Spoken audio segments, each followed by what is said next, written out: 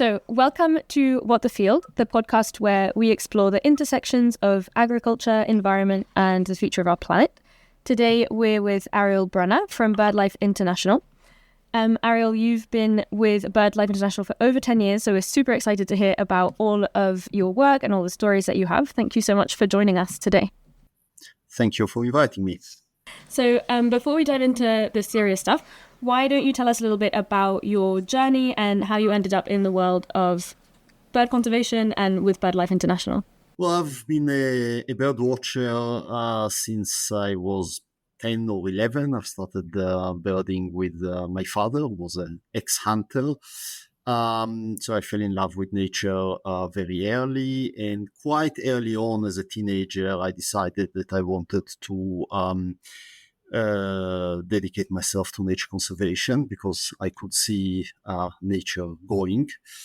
And that's how I ended up first studying environmental sciences and then working in conservation, starting with more classic species conservation, reintroduction projects, things like that, and then moving into policy and legal work, and then agricultural work, and then on to coordinate first the BirdLife policy work in the Europe and Central Asia region, and then at the moment I'm the regional director.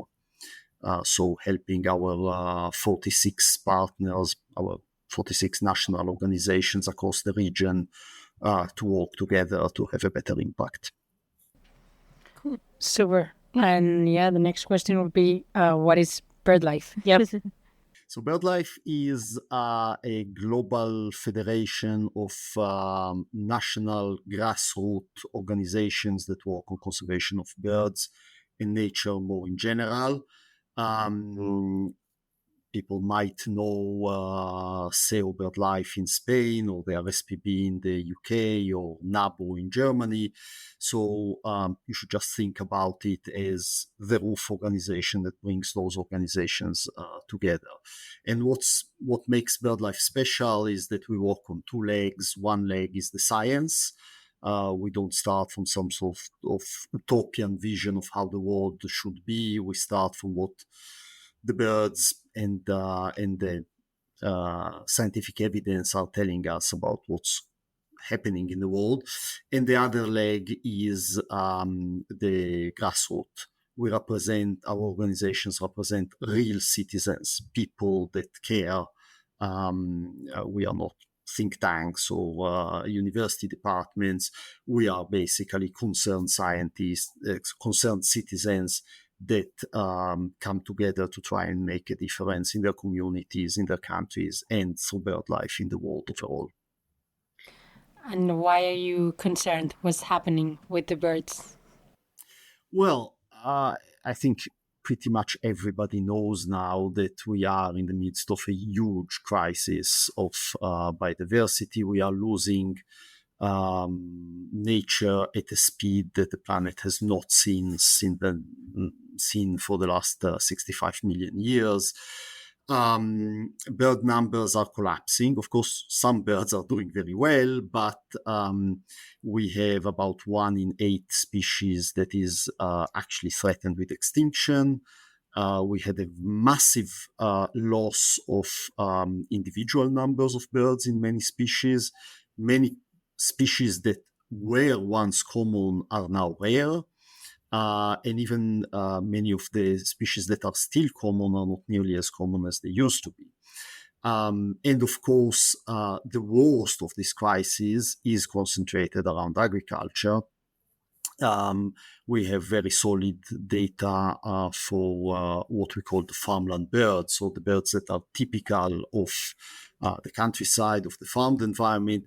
And we have lost 50 to 60% of those birds over recent decades.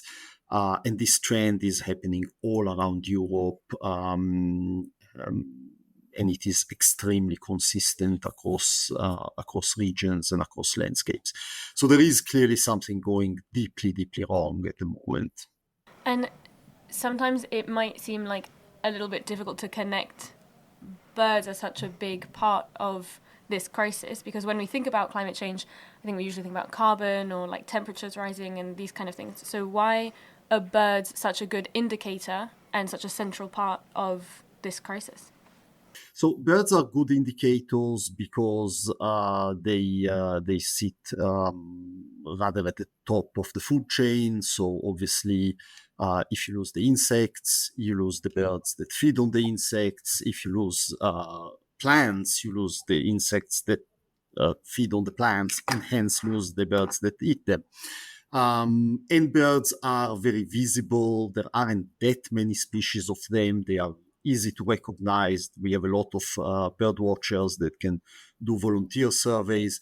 So while it's becoming much easier now with modern technologies and other things to survey other parts of biodiversity, we still know about birds a lot more than we know about other parts of the living world. So from that point of view, they are good indicators, and they are also good ambassadors. Birds are beautiful. They sing. They migrate.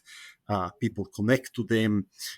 So they are the part of nature with which we can more easily relate. Yeah, absolutely. And so what kind of projects does BirdLife International work on in general? Is it since it's such a collaborative model, is it kind of like each organization runs their own projects, or are there also things done collectively? Well, so obviously each partner work in their own country. They work with local communities, with farmers, with politicians. They campaign for better laws, for implementing the laws. But they do come together in several ways. So one is to build a scientific knowledge base. So things like the Red List, where we analyze the extinction threat of birds. That needs to be done globally in a cooperative way. Things like common bird monitoring. Again, we aggregate the data that is collected at national level to understand what is happening at continental level, at global level. We also bring the partners together to adopt joint positions and joint strategies and to learn from each other and exchange best practice. It is really important that we don't reinvent the wheel region by region and country by country. And many problems are obviously they are the same across geographies. Once you've understood, for example, that lead ammunition is toxic and birds feed on the lead pellets and die, well, you have a case for banning lead, and that case is a global case, and studies from one place are extremely pertinent for another place, and a law adopted in one place can be used as a template for a law in another place. In Europe, of course, the EU is a very big player. Almost all environmental legislation at this point emanates from the EU. Most conservation funding comes nowadays in one way or another from the EU. And of course, the EU manages the policies that run agriculture and fishing and climate policies and so on. So over the years, BirdLife Partners have invested a lot in working together to influence EU policies, EU legislation, and the use of EU funding. And knowing that agriculture is one of the biggest threats for this for bird species and the reasons behind this threat of extinction, is it like, since when is this a problem? Like, when did we start doing agriculture in such a way that it's such a threat, or has this always been this way? And is it all agriculture as big as a threat, or is there a way to do agriculture that could actually support bird life? Yeah. So it is very clear that we have been impacting the living world ever since we've invented agriculture, of course, and to an extent, agriculture is about replacing natural habitats with habitats that produce the food that we are interested in. So from that point of view, the impacts are very ancient and they go back to 10,000 years ago. However, there is a massive crisis that has been unfolding over the last century with the very, very rapid intensification of farming. Because changes that we have seen in the last 1 or 2 generations have been much bigger than the changes that we have seen previously over centuries and sometimes millennia. Now, obviously, speed of change matters because when you, for example, replaced forests with grasslands over hundreds or even thousands of years, a lot of species have managed to adapt to those habitats. A lot of grassland species expanded the ranges and so on. When, with the arrival essentially of fossil fuels and hence bulldozers and massive irrigation, chemistry, pesticides, and so on, we have brought in changes that the natural world simply cannot cope with. We have also brought in some real game changers, such as, for example, the use of pesticides, which is something that was essentially absent from agriculture for the previous 10,000 years of the existence of farming. And that has really been wiping out biodiversity on a scale that we have not seen before. In Europe, in the traditional agricultural landscapes, we had a lot of species that had adapted and in certain cases co-evolved. Think that, for example, the house sparrow is a very recent species. It has evolved about 10,000 years ago as a reaction to us starting to grow cereals. So nature has co-developed with our agricultural systems. And that has started to break down very rapidly with the current model of agriculture that came with the so-called Green Revolution. This model is based on monocultures. By definition, if you grow one crop on very big surfaces, you create a very simplified habitat that doesn't give anything to most of the species. Pesticides are, of course, poisons that are designed to kill stuff, and that's what they do. The story is more complicated, but at heart, it's actually that simple. We have massively increased the use of nutrients, particularly nitrogen. We lock through synthetic processes today more nitrogen that nature does through the bacterial activity of nature. So certainly Europe is soaked in nitrogen in a way that has very, very deep negative implications on the ecosystem. We have massively increased irrigation. We have also rationalized farming, eliminating all those flower strip and hedgerows and fallow plots.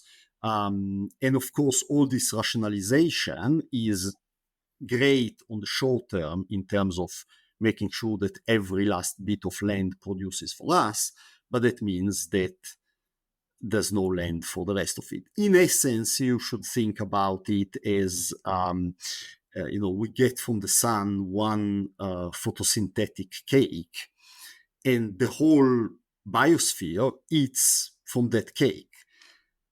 We are in a situation in Europe today where we humans take between 75 and over 90% of that cake. And it's like in a party. If one boy comes in and eats the whole cake, all the other boys and girls get nothing. And this is from a purely kind of thermodynamic point of view, what we are doing today. Now, that is at this point starting to come back to haunt us. We are getting ill because of the pesticides we are using and because of the low quality of the food that we often eat, because we have optimized quantity in many cases at the expense of quality. And we have hammered the ecosystem to the point that this ecosystem is becoming very fragile. We have dead soils that cannot hold water, which means that the moment it stops raining, if we're not able to irrigate, it all starts dying. Those fragile soils also erode when it does rain. The fact that we use monocultures of crops of varieties that have been bred entirely to optimize production means that they are extremely vulnerable to pests. They cannot defend themselves. And of course, the ecosystem cannot defend themselves. If you have a lot of birds and spiders and predatory beetles, you have natural defense against the insects that attack your crops. If you've killed everything, you do not have those defense, and then you depend on pesticides, and the pests develop resistance to the pesticides. So you are locked into an arm race where the pests evolve, and you need to keep bringing ever newer and ever more toxic pesticides in order to keep pace with the pests. So in many, many ways, it is becoming clear that the current model of farming is broken. It is a model that, yes, it's producing huge amounts of food, which, by the way, allow us a lot of waste and a lot of obesity and a lot of diseases. So it's not necessarily a good thing. But that abundance is coming at the expense of doing horrible things to our fellow creatures that live with us on the planet. But they are also building extreme vulnerabilities that are putting a huge question mark on our ability to keep feeding ourselves in the future. And we are starting to see, even in recent years in Europe, we have seen whole regions having 50% crop failures because of droughts, because of floods, because of emerging pests. So we clearly need urgently to rethink the way we use the land, the way we produce food, and the way we consume food. Because another thing that has happened with modern agriculture is that we have moved from a mostly vegetarian diet to a mostly animal-based diet. And again, you cannot trick physics. The thermodynamics of that solar cake is that at every step in the food chain, you lose energy. So you consume a lot more soy by eating a pig that has eaten soy than by eating the soy directly. Our current diet has become extremely heavy on meat and dairy, again, with really bad consequences for our health. But that also means that our footprint has exploded. The amount of land that we need to feed one European is way, way bigger than it used to be and way bigger than it should be. And that, of course, means, on the one hand, that we need to keep intensifying with all those problems that come with it. And on the other hand, we need to cultivate more and more land, and that's where the agricultural frontier is expanding into places like the Amazon or the rainforests in Southeast Asia. Yeah. I mean, this just makes complete sense, Ariel. You know, like you say it, like pesticides are bad and they kill things, and we understand that. I mean, at least I'm sold. This all makes a lot of sense in my mind, and yet we keep seeing quite serious setbacks in terms of policy towards the banning of these products or just general approaches for conservation. And we saw that recently in France last week as well, like different pesticides not being banned anymore. So why is this happening, and why is this message not getting across in policymakers? Is there like the pressure of immediate food security is stronger than the need for long-term resilience? Or why is it happening that this message that's so clear and seems so easy to understand is not reaching our policymakers? Well, the very short answer is the power of the farm lobby. The intensive farm lobby is one of the most powerful lobbies out there, probably second only to the fossil fuel lobby. And the structure of current farming is such that we have a very, very small set of people that are making a lot of money out of the status quo. and they recycle part of that money into propaganda and disinformation and corruption and political capture in order to make sure that they keep making the money. In a sense, it's that simple. And if you see the way that, for example, European farm policies have been completely blocked by the way that the Copa-Cogeca organizations, so the dominant farm unions, have been able to simply dictate law to politicians for 2 generations now, it is very clear what is happening. Now, beneath that issue of just power capture, there are a number of real problems. I mean, one is that we are all locked into the current system.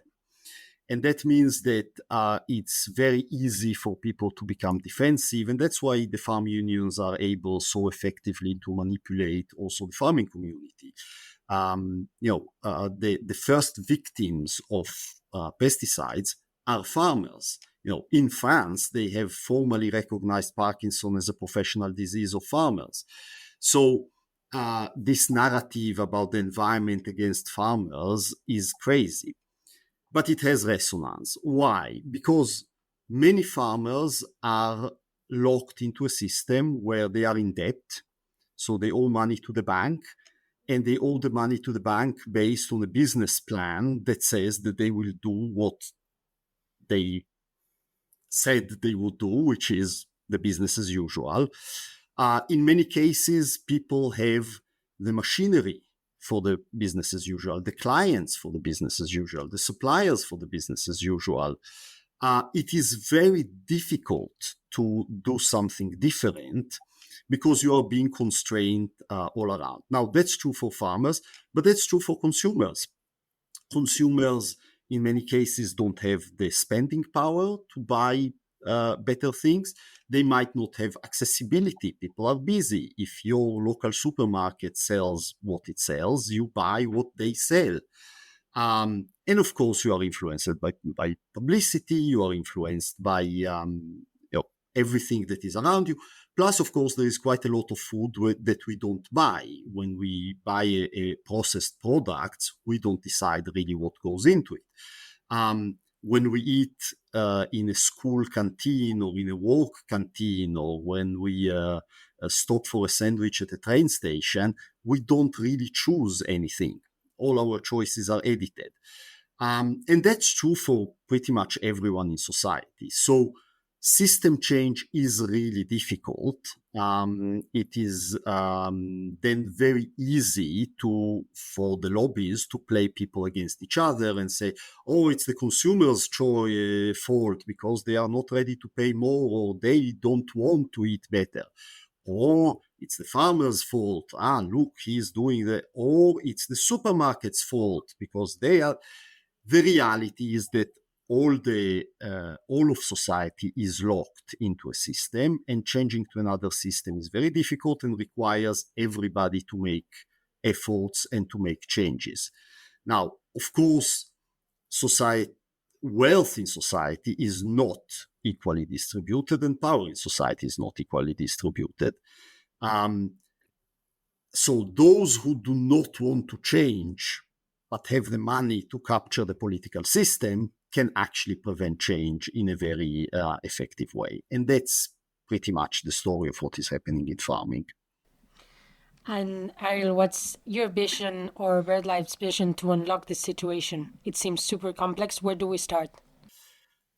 So we are trying to work at all levels. So it starts at the lowest level by engaging individual farming and individual consumers and bringing them together, which is where what you do is really cool, and trying to create the examples. And we have very good examples.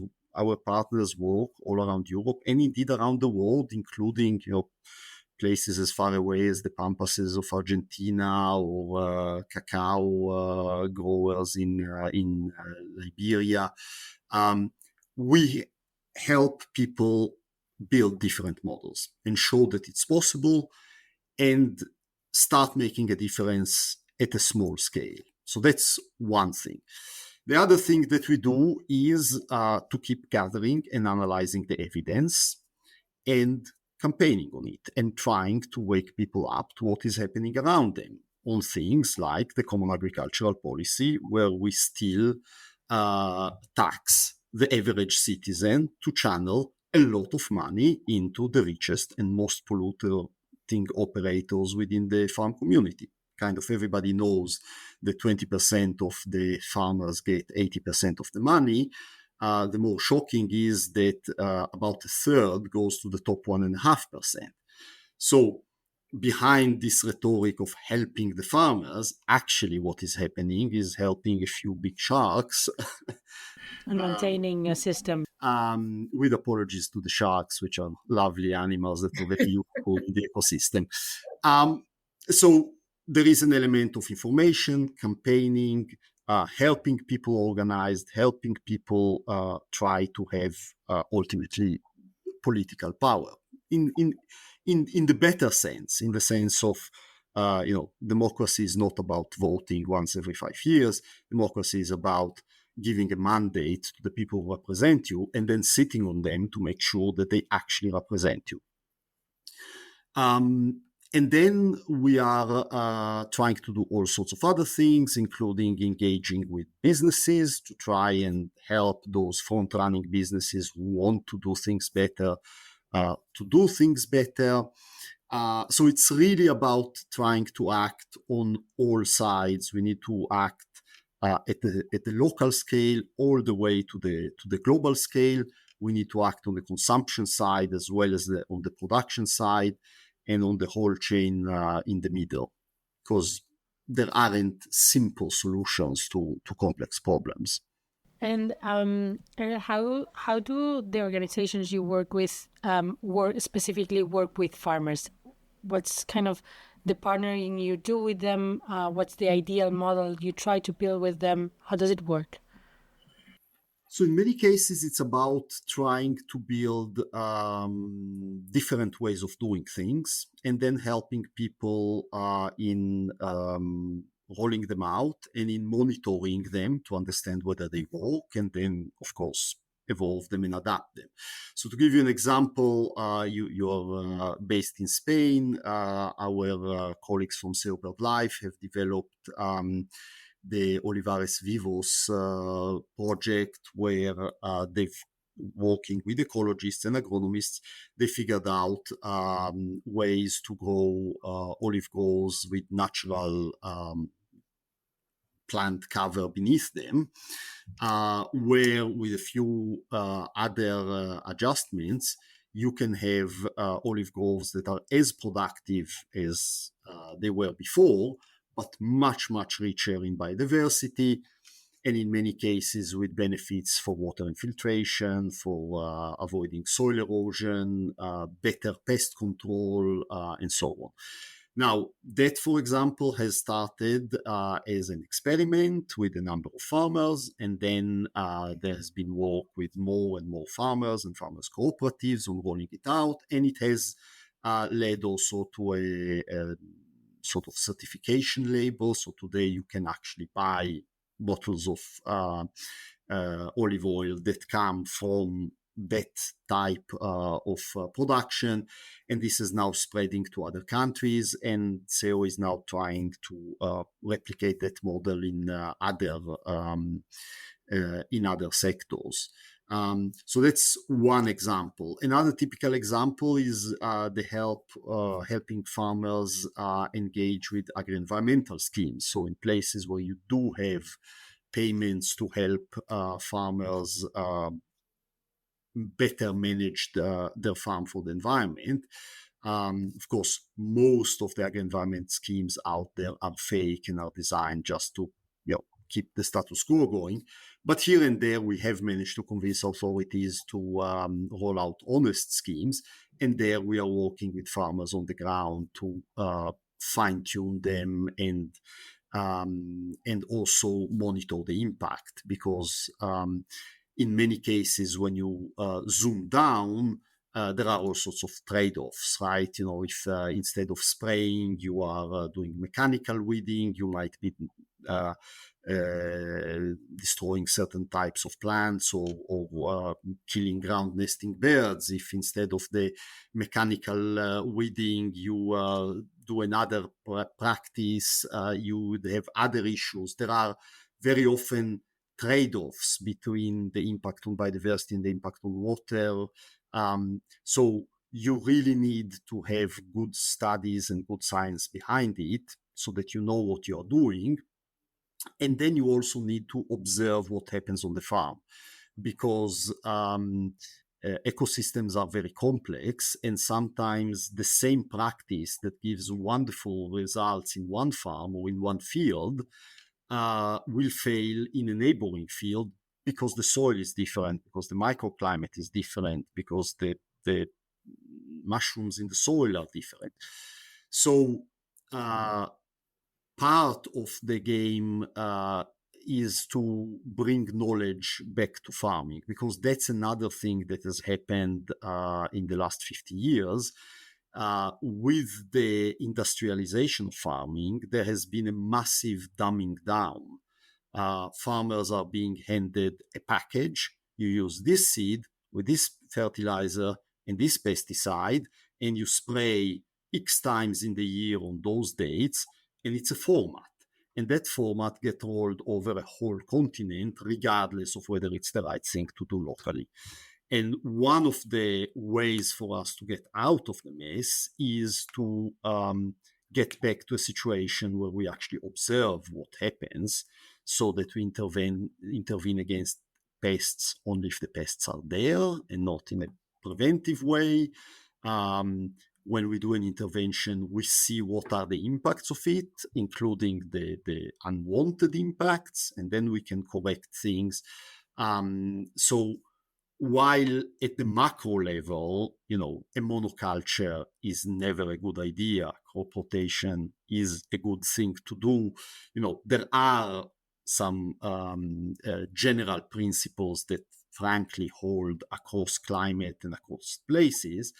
But when it comes to what is the right time to mow the grasslands, what is the right pattern, exactly how many animals do you put on a piece of land, and in what season, and which mix of animals, those are things where the on-the-ground observation and science are very important. And that's where it's also very important to connect the hard science with the farmer's sensibility and understanding of his own farm, because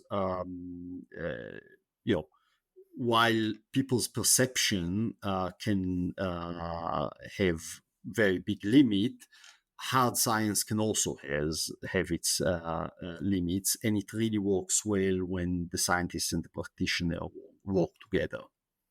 Yeah, absolutely. That's so interesting, because with the sustainability team a couple of weeks ago, we actually traveled to some of the olive groves in the south of Spain that are collaborating with CO BirdLife, and it was actually really inspiring, because we were on the farm with the farmer, like using those apps to kind of monitor how many species of birds were around, and we were all getting excited together every time like a new one popped up. So it was like, oh, now we're at 15, 16, and we were listening and the whole thing. So it was kind of cool to see that also on like that very small scale, in the farmer's perspective, there is a lot of like almost kind of like joy and inspiration happening, because it's obviously so much more interesting for a farmer to be looking and observing and doing these kind of things on the farm than just like spraying and getting sick and stuff. But so I also really liked what you said about the fact that the hard science needs to collaborate well with the like on the ground practices and stuff like that. How do you usually manage to translate the like heavy scientific data to more layman's language and get people inspired in that sense? So part of what we do is really what you say, is translating complicated science into simple stories that can be understood. And that's a question of communication and of simplifying without dumbing down, and that's always the challenge.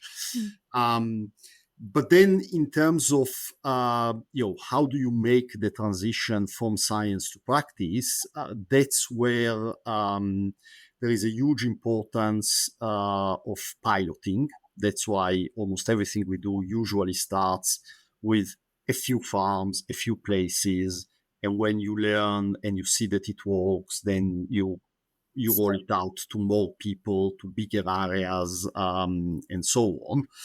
And the other thing is having the iterative process.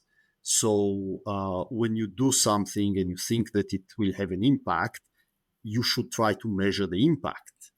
And then if it works, you'll do more of it. And if it doesn't work, you go back to the drawing board and say, we need to try something else. And that's the kind of thing where cooperation between farmers and NGOs and between farmers and scientists is really, really important. And unfortunately, way too many farmers are still basically hostage of the system. They have very little agency because they are given a package and they have to use that package. In many cases, the only advice they get is from the people who sell them stuff. So obviously, if the only agronomist that come to your farm works for a pesticide company or a fertilizer company, well, surprise, surprise, he will tell you that you need to use their product and that the more of it you use, the better. So there is really a huge issue of re-empowering farmers. And this is something that the farm unions do not want in most cases. They are very happy for the farmers to be just, a block of votes or a block of protesters that they can roll out when they want something. And I guess from what you said, the challenges are the answer should be really straightforward. But is organic better in this situation, or can it be as bad if not managed correctly?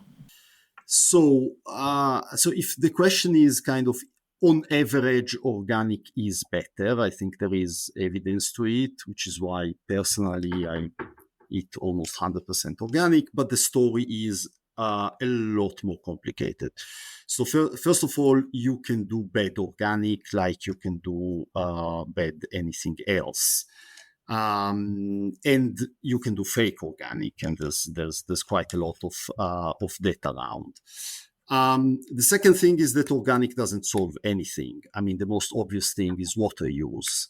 You can do wonderful organic farming with a lot of irrigation. If you do it in a heavily water-stressed area, you are going to kill the rivers and kill the groundwaters and eventually kill the farming itself.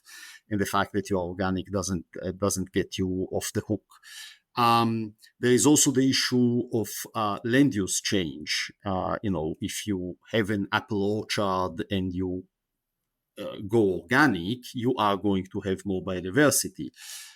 If you have a biodiversity-rich grassland and you plow it up and plant it with an apple orchard, you are going to lose most of the biodiversity. And the fact that that's an organic orchard, would be relatively marginal in terms of the net impact. It's also true that you don't necessarily need to go the full house to organic to have massive improvements. Again, it's about system change. A lot of the current systems are almost impossible to move to organic farming overnight, at least. So I think we need to see it not as kind of organic good, traditional bad. We need to look at better farming, and organic farmers have developed many of the tools like non-chemical pest control measures or optimization of rotation. So those are tools that everybody really should use, even if they don't go the full house to organic. Organic farmers do need to live up to the ethos of organic in terms of ensuring that they do have natural habitats in the landscape, in terms of making sure that they do take care about biodiversity, because, for example, mechanical mowing of vegetation can be, in certain cases, do even more damage than chemical spraying if it's done in the wrong seasons, in the wrong ways, and so on. So yeah, it's a complex issue. Organic goes in the right direction. Many organic farmers are those who are trying to go in the right direction. It's neither a silver bullet nor kind of the only possibility. Going back to the part of where farmers get most of the advice is normally kind of the chemical houses that advisors that come and recommend only in a certain path that has us locked in this food system. If a farmer wants to be part of this change and actually have more birds, but doesn't fall under a network of bird life around them, where can they find their knowledge? Or is it as simple or as complex as if you create an ecosystem, the birds will end up coming? So if you go more into kind of, creating that ecosystem, having more life, having diversity of in your crops, having spaces where wildlife can inhabit, that way birds will end up coming, and you don't need to be an expert in bird watching, because I feel sometimes we're asking a lot of things from farmers, like from being business people. And so clearly we don't need all farmers to become bird watchers. That's not the point. So knowledge, or so first of all, yes, there are some general principles.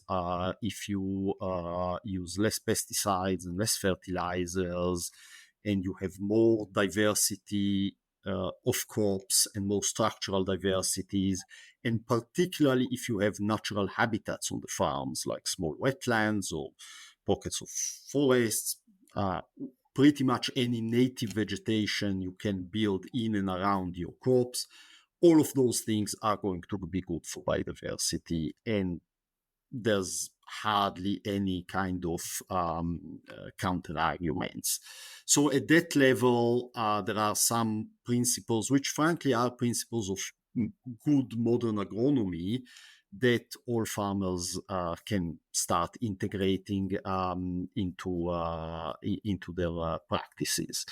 Now, the second level is that knowledge has been massively democratized by, the internet and social media and so on are creating a lot of problems to humanity, but they have also useful tools. So it is today actually very easy to access information.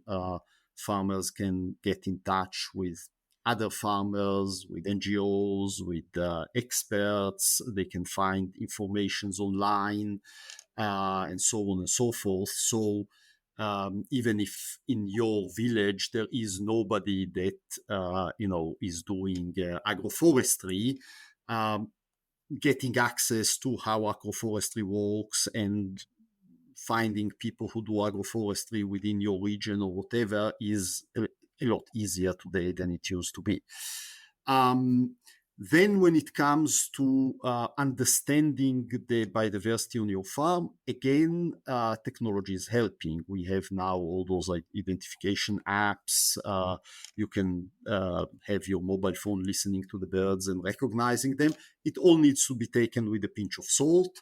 The apps usually recognize the right things. Sometimes they hallucinate.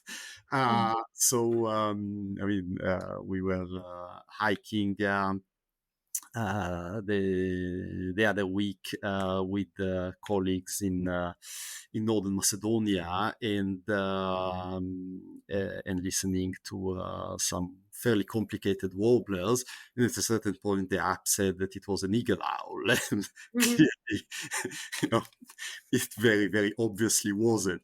So, so the apps can get it wrong. So you need to be, like with all tools, you need to be their master and not their slave. So it's not that because the app says that you have an eagle owl on the farm that you necessarily do.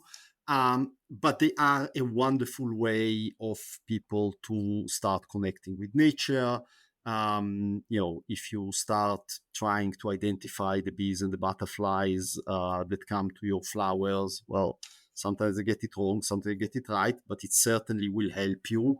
And it can help people start paying attention, understanding that, there are 500 species of bees, not just one, that kind of thing. So there are tools that can help. And then, of course, trying to connect with either your local NGOs or local researchers from the nearby university or whoever else can help. Those are all ways of making progress. And then we need to be also very conscious that there is that much that you can do on the farm. So individual farmers have a very big role, and we need to help them in the ecological transition. But a lot of things are beyond them, because if the river runs dry because someone is stealing the water upstream, there is absolutely nothing the farmer can do. If the whole region is soaked in pesticides, your insects will die because of the pesticide drift, or because when they fly out of the farm, they get killed. Most biodiversity depends on natural habitats. And in many species need big natural habitats. There are a lot of species that you will never get on your farm, no matter how lovely that farm is, which is why we also need nature reserves, national parks, and up to 1,000 sites that are properly managed. And we also need to be careful with the kind of opposite ideology that says that good farming brings biodiversity. If we all went organic and did everything well, then the biodiversity crisis will be over. That's actually not true. We do need to also allocate land for natural habitats, and there is a trade-off between allocating land for natural habitats and allocating land for farming. Whether it's at the farm level, at a certain point, a hedgerow does take a little bit of land away from the field. At the upper level, if you still want to have the Amazon, or you want to have extensive wetlands in Europe, then those are areas that need to stay out of agricultural production. And that's where consumption comes in, because we cannot kid ourselves. We cannot feed 10 billion people on a current Western diet and still survive. It's just not going to happen. Yeah. And in a sense, if we all went organic and agroecological and so on, it would be even worse, because there is a trade-off with consumption. If instead of maximizing production, you maximize a compromise between production and quality and health and ecosystem resilience, well, if you optimize 5 factors, you will get less of the one factor that you are optimizing today. Again, you cannot kid yourself out of that.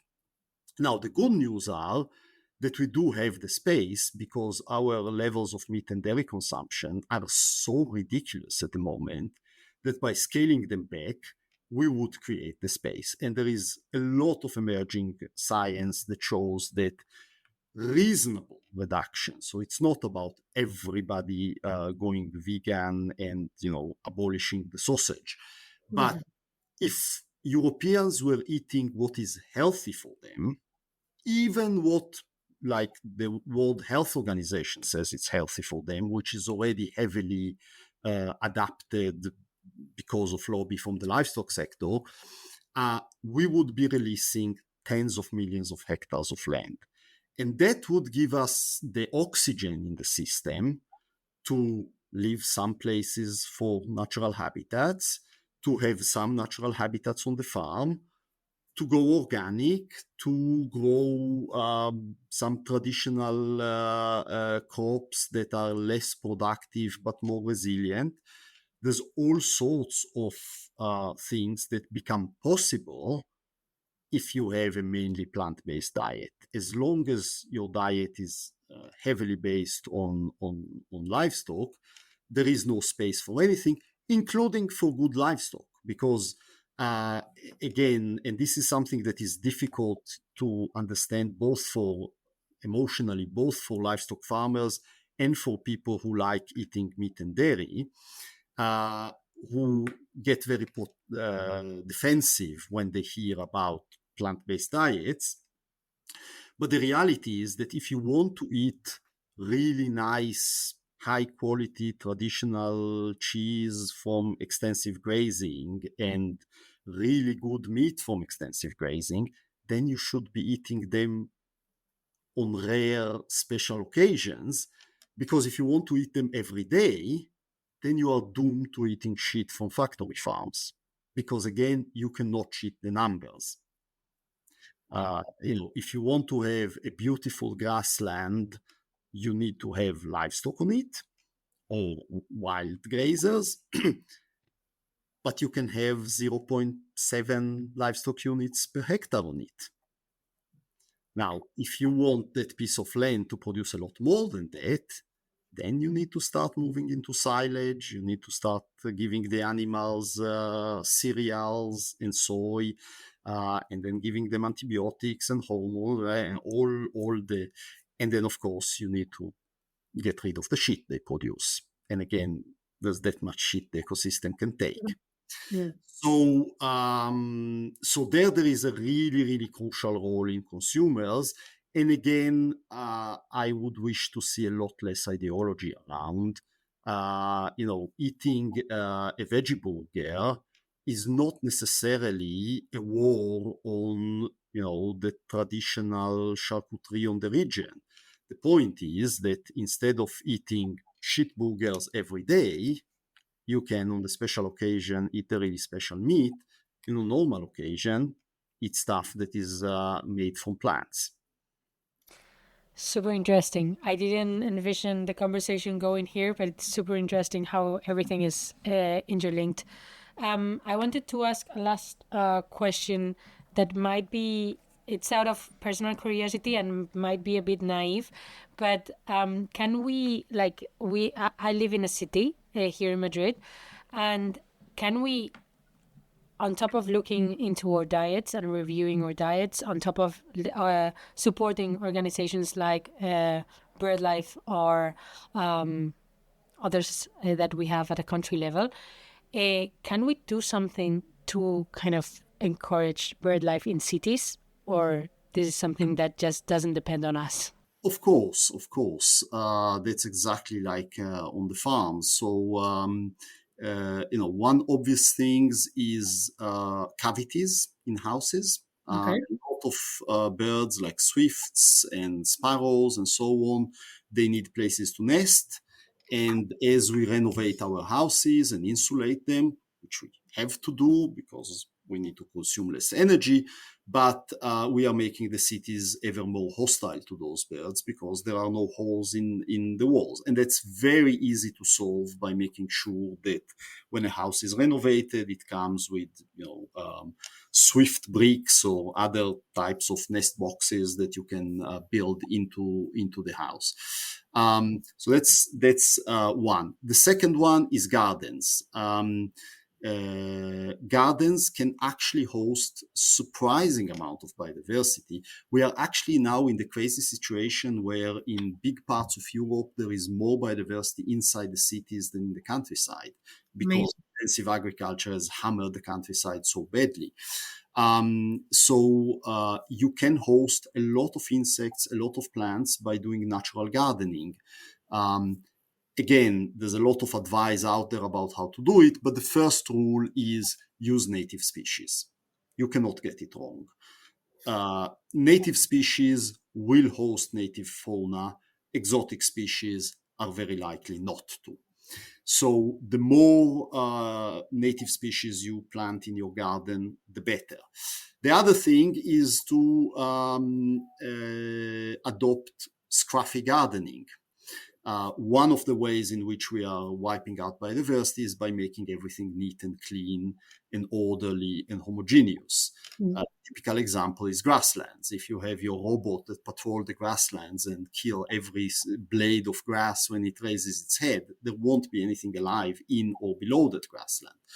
If you let the grass grow and you cut it once a year, twice a year, you cut the bits where you need to play with your kids, but leave some bits to grow tall and flower and so on, you will host a lot more biodiversity.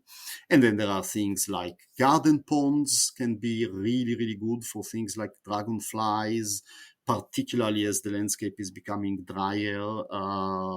Those can be really important.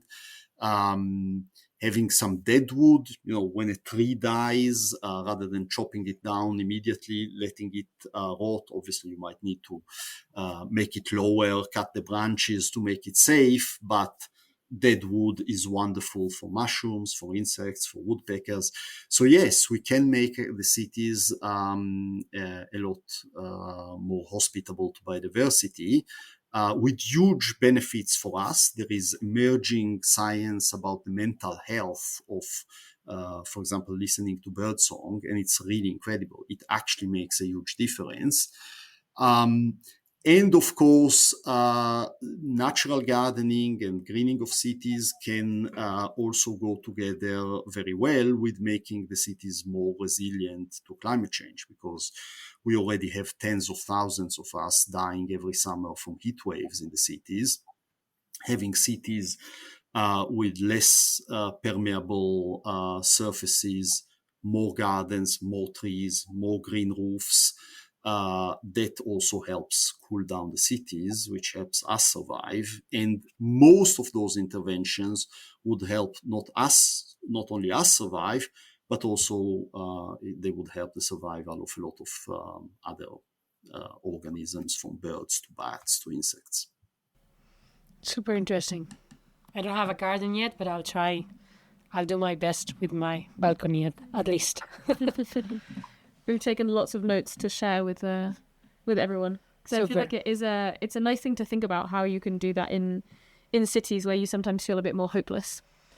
Cool. Well, I think that's a wrap. We like to usually finish off with two questions that are more broad. One of them is if you wanted to recommend like a book or a paper or a song or a movie or something like that to our listeners, that maybe something that you think everybody should hear or read at least once in their lives. Is there one that comes to mind? Oh, wow. Wasn't prepared for that one.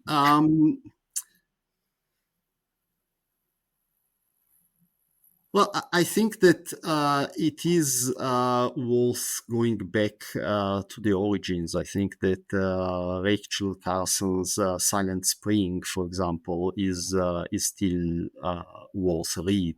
Of course, the science has gone much, much further, but I think it helps remember that some of the things that are still being negated by the political world were crystal clear a whole generation ago to those who bothered to look outside the window. So, yeah. Yeah, that's a great one, actually.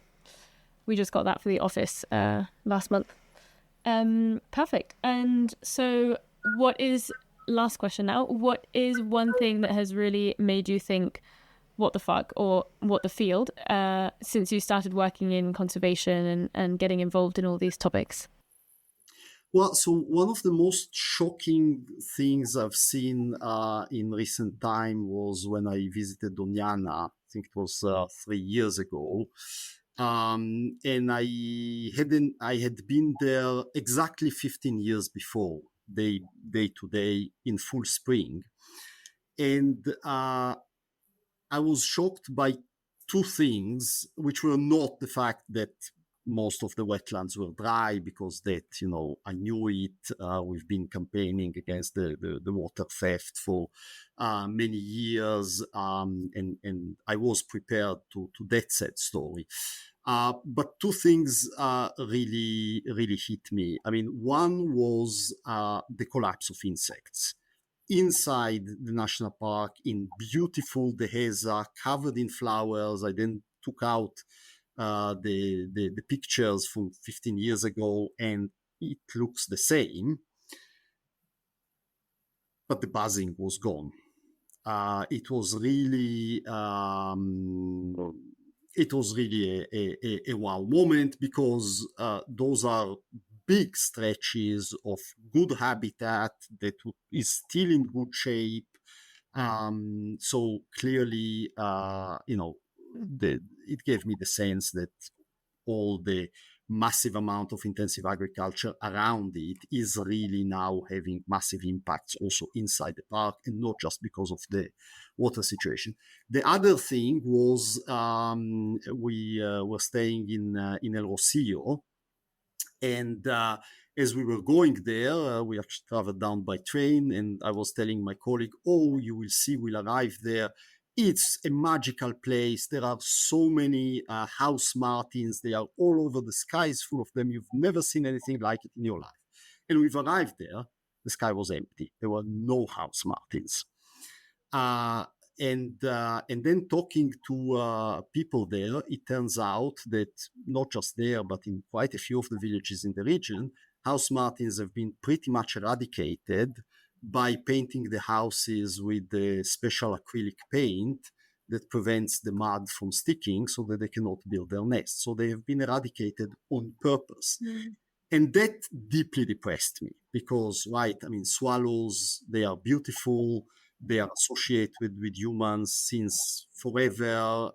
They bring the spring. And the hygienic problem is really non-existent. If it's really, really problematic, you put a little shelf and you solve the problem. And obviously, those house martins have been nesting on those houses for hundreds of years without harming anyone. And in 3 years, we've done away with them through a technological solution to a non-existing problem. And that was a very, very painful moment, because it showed the kind of broken relationship we have with nature.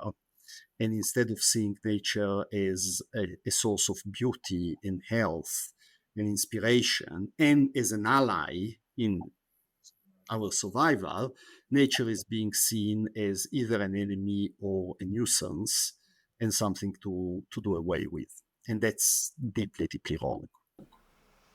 Hello.